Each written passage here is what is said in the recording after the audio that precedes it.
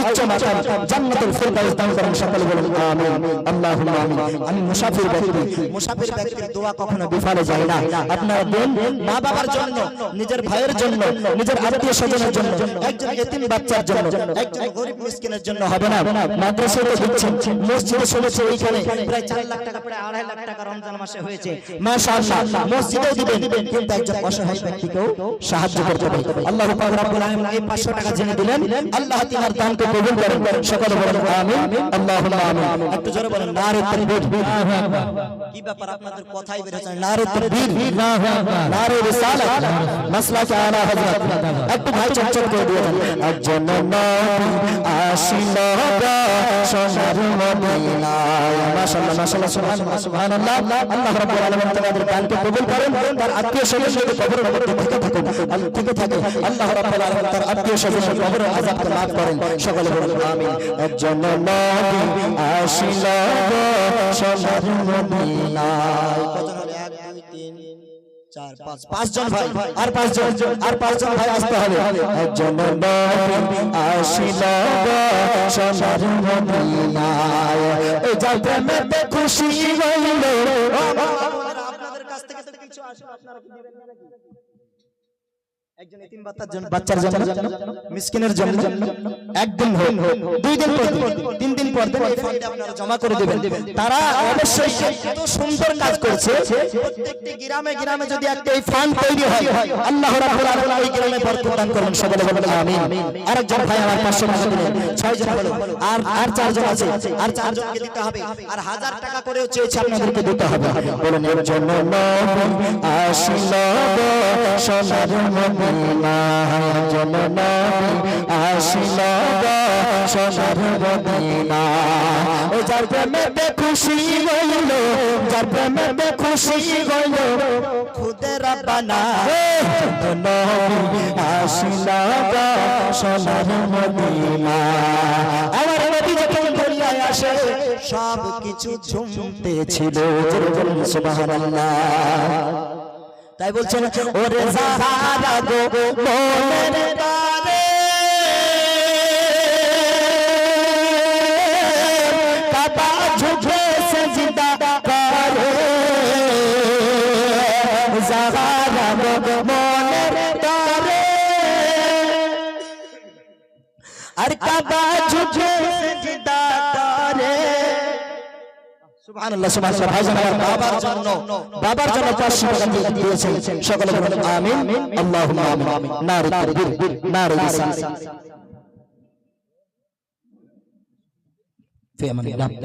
আল্লাহ রাব্বুল আলামিন এই ভাইজান আমার 501 টাকা দিয়েছেন। সকলে বলেন নারে তাকবীর, নারে রিসালাত। আল্লাহ তার দানকে কবুল করেন। মায়ের জন্য ওই ব্যক্তি বুঝে যে মা কেমন জিনিস, যার মা দুনিয়াতে নাই, তার সে বুঝে যে মার বেদনা কত। আর মা থাকতে মায়ের কিন্তু মর্ম আমরা দিতে পারি না। আর যার মা নাই সে বুঝে মা কত আপন, মা যে কত আপন। নিজে ভিজা বিছানায় শুয়ে থেকে সন্তানকে শুকনো বিছানায় রাখে, ওই মায়ের মতন দরদি আর কেউ হবে না। জোরে বলুন সুবহানাল্লাহ। দয়া হবে দরদি মা, দয়া হবে দরদি মা। আসুন মেন পয়েন্টে চলে যাই। ওরে যাহারা গো মনের দ্বারে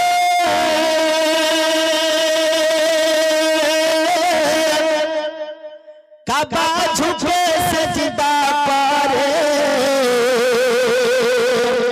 তিনি মোদের দয়াল নবী, তিনি মোদের দয়াল নবী, শাহ মদিনা।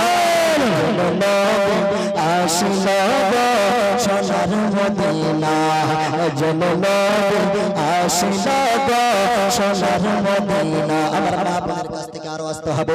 মা বোনেরা যদি কিছু পারেন দিয়ে যান নবীর মহব্বতে একজন এতিম বাচ্চার জন্য। ওরে নীলা আকাশের গ্রহতারা নবীর প্রেমে আত্মহারা,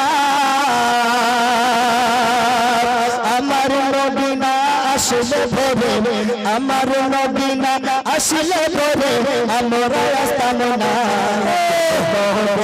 আসিল গো সোনার মদিনা একজন নবী আসিল গো সোনার মদিনা ওই যার প্রেমেতে খুশি হইল যার প্রেমেতে খুশি হইল স্বয়ং রব্বানা একজন নবী আসিল গো সোনার মদিনা জোরে জোরে সুবহানাল্লাহ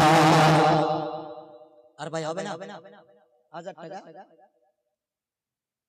8 জন বা 9 জন হয়েছে আর একজন 500 টাকা লাগবে আর 1000 টাকা কিছু ভাইয়ের কাছে চেয়েছি যদি হয় তো নবীর মহব্বতে একজন এতিম বাচ্চার জন্য দিয়ে যাবেন নবী আমার বলছেন ওয়াল ইয়াতামা ওয়াল মাসাকিন ওয়া ইবনাস সাবিল আল্লাহর কোরআন বলছেন আর এদিকে নবী আমার বলছেন যার পিতা নাই যার মাতা নাই আমি হলাম তার পিতা জোরে বলুন সুবহানাল্লাহ কোন নবী যে নবী আমার আনাস ইবনে মালিক রাদিয়াল্লাহু তাআলা আনহু হতে বর্ণিত লা ইউমিনু আহাদুকুম হাত্তা আকুনা আহাব্বা ইলাইহি মিন ওয়ালিদিহি ওয়া ওয়ালাদিহি ওয়ান নাস আজমাইন তোমরা তোমাদের মা বাবা ভাই বোন এমনকি নিজের জানের থেকেও নবীকে যতক্ষণ পর্যন্ত ভালো না বাসতে পারবে ততক্ষণ পর্যন্ত তোমরা ঈমানদার হতে পারবে না জোরে বলুন সুবহানাল্লাহ সেই নবী সুবহানাল্লাহ সুবহানাল্লাহ নারে তাকবীর নারে রিসালাত শেখ শমসু সাহেব 1000 টাকার টাকা জোরে বলুন নারে তাকবীর নারে রিসালাত আল্লাহ তার দানকে কবুল করুন সকলে বলুন আমিন আল্লাহুম্মা আমিন তার মা বাবা বা আত্মীয় স্বজন যদি কেউ ওই কবরে থেকে থাকে তার আত্মীয় স্বজনের কবরে সাদকায়ে জারিয়া পৌঁছে যায় সকলে বলুন আমিন আল্লাহুম্মা আমিন একজন ভাই 1000 হলো আর কাউকে দিতে হবে আরো দিতে হবে ওরে আমার নবী বিশ্ব নবী আলম নবীর মায়ার ছবি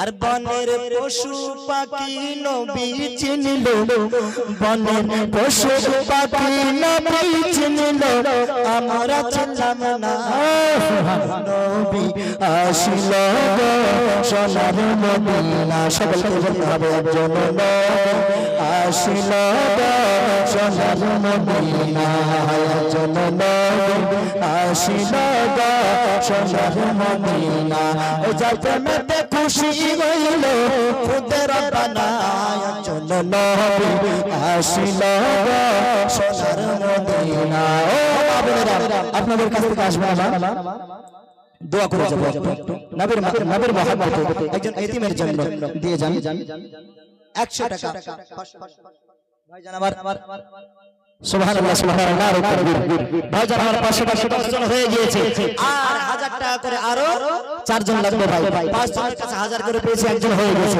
আর 4 জন লাগবে নবীর মহব্বতে একজন এতিম বাচ্চার জন্য একজন অসহায় দরিদ্র ব্যক্তির জন্য আপনারা দিয়ে যান এই ফান্ডে আল্লাহ রাব্বুল আলামিনের ওসিলায় যদি হয় রহম করমে তারা আরো একটি বড় জায়গা করবেন আল্লাহ রাব্বুল আলামিন আপনাদের আমাদের দানকে কবুল করেন সকলে বলেন আমিন ও আমার মা বোনেরা হবে না 500 টাকা নবীর মহব্বতে একজন এতিম বাচ্চার জন্য আপনারও তো কেউ থাকবে আপনারও তো মা নাই কারোর বাবা নাই কারো দাদি নাই কারো আত্মীয় স্বজন নাই জানবেন না একজন মুসাফির ব্যক্তির কাছে মায়ের জন্য দোয়া করে নিব একটু কি চান না একজন মুসাফির ব্যক্তির কাছে মায়ের জন্য দোয়া করে নিব সাদকায়ে জারিয়া হিসাবে থাকবে তাই বলে এটা ভাববেন না যে দিবে না তার জন্য দোয়া করব না তা নয় বুঝতে পারলেন এটা ভাবেন না যে দিবে না তার জন্য দোয়া করব না না সকলের জন্য দোয়া হবে একটু বলবো মা বোনেরা দিয়ে যান একজন নবী আসিল গো সোনার মদিনায় ও যার প্রেমে খুশি হলো খুদে রব্বানা একজন নবী আসিল গো সোনার মদিনায় আমার দয়ার নবী মুহাম্মদুর রাসূলুল্লাহ সাল্লাল্লাহু তাআলা আলাইহি ওয়াসাল্লাম বলেন যে ছেলের বাবা নাই যে ছেলের মা নাই তার বাবা হলাম আমি জোরে বলুন সুবহানাল্লাহ আমার নবী পাক সাল্লাল্লাহু তাআলা আলাইহি ওয়াসাল্লাম মসজিদে নববীতে বসে আছেন ওই সময় একজন ইহুদি দৌড়িয়ে চলে আসলো ইহুদি দৌড়িয়ে আসার পরে বলছেন ইয়া রাসূলুল্লাহ ইয়া হাবিবাল্লাহ আমি শুনেছি আপনি নবী গরিবদের দুঃখী গরিবদের দরদি নবী উম্মতের দরদি নবী আমি ইহুদি আপনার ধর্মে আসেনি, কিন্তু এক ইনসাফের জন্য এসেছে গো নবী। আমার বাচ্চা আজ এক নয় দুই নয় 3 দিন থেকে দেখতে পাই না, 3 দিন থেকে বাড়িতে আসে না, না জানি আমার বাচ্চা কোথায় হারিয়ে গিয়েছে। জোরে বলুন সুবহানাল্লাহ। একজন ইহুদি আমার নবীর দরবারে এসে বলেন, ইয়া রাসূলুল্লাহ, নবী গো আমার বাচ্চাকে পাই না, 2 দিন 3 দিন ধরে যেন কোথায় হারিয়ে গিয়েছে। নবী আমার বললেন, ও আমার সাহাবারা, তোমরা কি তার বাচ্চাকে দেখেছো? তোমরা কি তার বাচ্চাকে দেখেছো? কিছুক্ষণের মধ্যে একজন সাহাবী এসে বললেন, ইয়া রাসূলুল্লাহ, ইয়া হাবিবাল্লাহ, নবী গো এর বাচ্চাকে ওই মদিনার একটি কর্নারে দেখলাম, অনেকজন বাচ্চার সঙ্গে খেলাধুলা করছে। জোরে বলুন সুবহানাল্লাহ। কি বললেন? এর বাচ্চাকে দেখলাম যে ওই বাচ্চাদের সঙ্গে খেলাধুলা করছে। হুজুর ওর বাচ্চা ওখানে গিয়ে পেয়ে যাবে। জোরে বলুন সুবহানাল্লাহ। যখন এই কথা বললেন, ইহুদি একদিন 2 দিন 3 দিন ধরে দেখতে পাই না তার বাচ্চাকে। যেই বাচ্চাকে একদিন দেখতে পাই না, মায়ের মনটা বড় আনচান করে, বাবার মনটা বড় আনচান করে। আহারে আমার বাচ্চা কোথায় চলে গেল? যদি 2টা দিন পার হয়ে যায়, তার মায়ের চোখের কান্নায় জল পড়ে যায়, জল জানতে চাই না। আবার 3 দিন হয়ে গেলে তো আরো শোকাহত হয়ে যায়। তাই ওই বাবা যখন সন্তানের কথা শুনেছেন, সঙ্গে সঙ্গে ওই মাহফিল থেকে দৌড়ে উঠে বাচ্চার কাছে যেতে যাই। কিন্তু আমার নবী বলে, ও ভাই তুমি একটু দাঁড়িয়ে যাও। জোরে বলুন সুবহানাল্লাহ। নবী আমার বললেন, তুমি দাঁড়িয়ে যাও। কিসের জন্য আমার নবী দাঁড়াতে বললেন? এই জন্যই বললেন যে ওই ইহুদি ভাই, ওইখানে অনেকজন বাচ্চা রয়েছে, অনেকগুলো বাচ্চা রয়েছে, যার মধ্যে এমন বাচ্চা রয়েছে যার মা নাই, যার বাবা নাই, কার আত্মীয় নাই, আত্মীয় স্বজন কেউ নাই। তার মধ্যে যদি ওই বাচ্চাটা থাকে, আর তুমি যদি আমার ছেলের কলিজার টুকরা বলি, তুমি কলিজার মধ্যে জড়িয়ে নাও, তাহলে হয়তো যার মা নাই, যার বাবা নাই, সেই ব্যক্তি টুকরে টুকরে কান্না করবে। জোরে বলুন সুবহানাল্লাহ। আহারে আমার যাওয়া ওই নবী পার, ওই নবী কেমন ভাবে আমাদেরকে শিক্ষা দিয়েছেন যে তুমি তো সেই বাচ্চাকে গলার মধ্যে জড়াবে না, কারণ ওইখানে অনেকজন এতিম বাচ্চা রয়েছে, অনেকজন মিসকিন রয়েছে, যার মা নাই, যার বাবা নাই। তুমি যদি তাকে গলায় জড়িয়ে ধরতে যাও, সঙ্গে সঙ্গে যার বাবা নাই সে হয়তো টুকরে টুকরে কঙ্কন করতে পারে। তাই তাই চুপি সারে যাবে, যাওয়ার পরে তার হাত ধরে তাকে নিয়ে চলে আসবে। নিয়ে আসার পরে তুমি বাড়িতে আদর করবে। জোরে বলুন সুবহানাল্লাহ। কি বললেন? তাকে নিয়ে আসবে, ওইখানে তুমি আদর করবে না। অনেক এতিম মিসকিন বাচ্চা রয়েছে, যাদের মা নাই, বাবা নাই, সে ওইখানে টুকরে টুকরে কেন্দ্র দিতে পারে। তাই তুমি তাকে বাড়িতে নিয়ে এসে আদর করবে। জোরে বলুন সুবহানাল্লাহ। কত ইনসাফ পছন্দ আমার নবী ছিলেন, কত রহমতের অবতার নবী ছিলেন। তখন ওই ইহুদি সঙ্গে সঙ্গে নবীর এই লফজের কথা যখন শুনেছেন, কথা শোনার পরে বলতেন, ইয়া রাসূলুল্লাহ, ইয়া হাবিবাল্লাহ, নবী গো, আজ পর্যন্ত আপনার মতন ইনসাফ পছন্দ ব্যক্তি, আপনার মতন সৎ ব্যক্তি আমি কোনোদিন দেখিনি। অতএব আপনার কলমা পড়ে আমি মুসলমান হয়ে গেলাম। জোরে বলুন সুবহানাল্লাহ। কি বললেন? যে তিন বাচ্চার জন্য আপনি বাচ্চাকে আদর করতে বারণ করেছেন, এই কথাটা আমার আল্লাহ রাব্বুল আলামিনের খুব পছন্দ হয়েছে। জোরে বলুন সুবহানাল্লাহ। তাই আমি মুসলমান হয়ে গেলাম। হুজুর আমি আর ইহুদি থাকতে চাই না, আপনি নবীর কালমা পড়ে আমি মুসলমান হয়ে গেলাম। আল্লাহুম্মা সাল্লি আলা সাইয়্যিদিনা, জোরে হবে না? ওয়ালা মাওলানা মুহাম্মদ সাল্লি আলা মুহাম্মাদিন সাল্লি আলা মুহাম্মদ। হর हरदम ज़बान से निकालो पाक नामी मोहम्मद हरदम ज़बान से निकालो शफीआना मोहम्मद। হবে না কিছু 500 টাকা? আচ্ছা 500 টাকা 100 টাকা করে দিয়ে যান। 100 সুবহানাল্লাহ সুবহানাল্লাহ নারে তাকবীর নারে রিসালাত। কি ব্যাপার ভাই উঠে যাচ্ছেন, ভালো লাগছে না নাকি? আরেকটু বসে যান, আর কিছুক্ষণ বলবো। আর তিনজন ব্যক্তি 500 করে দিয়েছেন। আল্লাহ তাআলা দানকে কবুল করেন, সকলে বলেন আমিন। আল্লাহুম্মা আমিন। আল্লাহ তাআলা দানকে কবুল করেন। আমাদের 100 টাকা করে হবে না এই এতিম বাচ্চার জন্য? সুবহানাল্লাহ নারে তাকবীর নারে রিসালাত। মিনসার সাহেব 500 টাকার দাতা, মিনসার সাহেব 500 টাকার দাতা। নারে তাকবীর নারে রিসালাত। আমার মা বোনেরা আপনারা চটচট করে যান, কমিটির ছেলেরা আপনারা ওই কোথায় একটা কিছু রুমাল নিয়ে যান তো, 10-20 যা পারবে একটু নিয়ে আসেন ওখান থেকে। যান আপনারা কেউ চলে যান, একটা রুমাল নিয়ে চলে যান। আল্লাহ পাক রব্বুল আলামিন আপনাদের আমাদের সকলের মনস্কামনা পূরণ করবে। ভাইরা আমার বাবা জীবনেরা 1000 টাকা করে চেয়েছিলাম, একজন ব্যক্তি হয়েছে, আপনারা দিয়ে যাবেন। নবীর মাদ্রাসা, নবীর মহব্বতে, নবীর ভালোবাসায় একজন এতিম বাচ্চাকে, একজন মিসকিন বাচ্চাকে, একজন গরীব বাচ্চাকে দান করবেন। আল্লাহ রাব্বুল আলামিন আপনার বাড়ির বালা মুসিবত দূর করবে, সকলে বলেন আমিন। আল্লাহুম্মা আমিন। হঠাৎ আজরাইলা আসিয়া তোরে, হঠাৎ আজরাইলা আসিয়া তোমায়, হঠাৎ আজরাইলা আসিয়া তোরে নিতে পারে দুনিয়া। কিসের আশায় রইলি রে মন মালিক রে ভুলিয়া, কিসের আশায় রইলি রে মন মালিক রে ভুলিয়া। জোরে বলুন সুবহানাল্লাহ। কোন দিন যেন আপনার আমার জীবনের ডাক চলে আসবে, আজরাইলের হাতের চিঠি যখন চলে আসবে, তখন আপনার আর কিছু থাকবে না।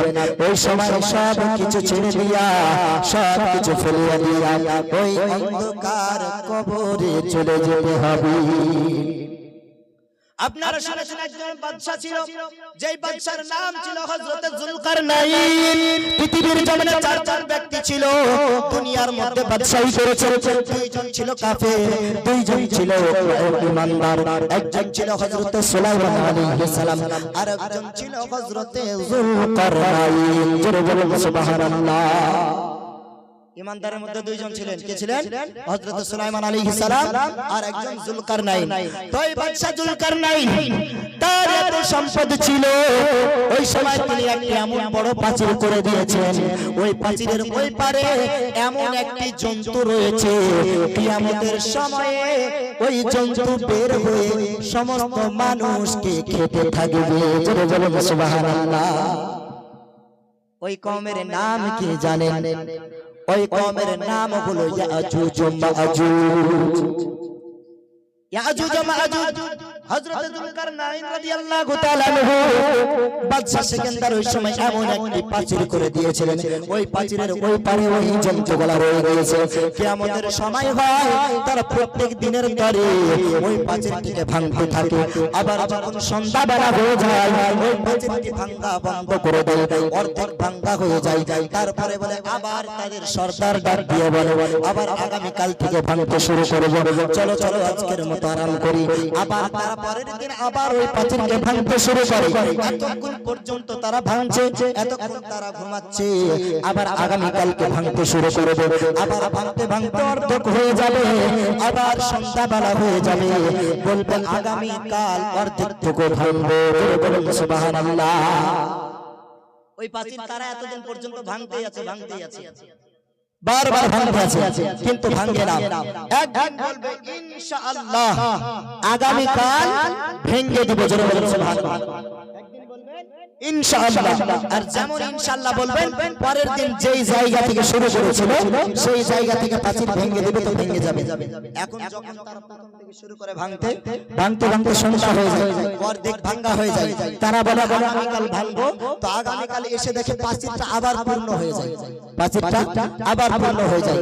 ওই দিন সময় আসবে যেই দিন ইনশাআল্লাহ বলবেন, সেই দিন আর পূরণ হবে না, অর্ধেক থেকে যাবে, তারপরের দিন ভেঙে গোটা ইয়াজুজ ও মাজুজ বের হয়ে আসে, প্রত্যেকজন মানুষকে তারা ধ্বংস করতে থাকবে। সেই বাদশা জুলকারনাইন এত বড় একটি প্রাচীর তৈরি করে দিয়েছিল। প্রাচীর তৈরি করে দেওয়ার পর তার মৃত্যুর সময়, শেষ সময় তিনি বলেছিলেন, ও আমার মুরিদেরা, ও আমার সেনাবাহিনীরা, আমি যখন ইন্তেকাল করব, আমার দুই হাতখানা আমার কাফন থেকে বের করে রাখবে। জোরে বলুন সুবহানাল্লাহ। কি বলেছিলেন? আমি যখন ইন্তেকাল করব তখন আমার হাতকে এই কাফন থেকে বের করে রাখবে। কিসের জন্য বলেছিলেন আমার মায়েরা? একটু মনোযোগ সহকারে শুনবেন। ওই সময় বলেছিলেন যে আমি যে এত বড় একজন বাদশা, এত বড় বাদশাহী করি, আমার বাদশাহী করার পর মৃত্যুর সময় কি কিছু নিয়ে যেতে পারছি, তাই আমার দুইটি হাত খালি থাকবে। কেউ যেন দেখতে পায় যে আমি একদম অসহায়। জোরে বলুন সুবহানাল্লাহ।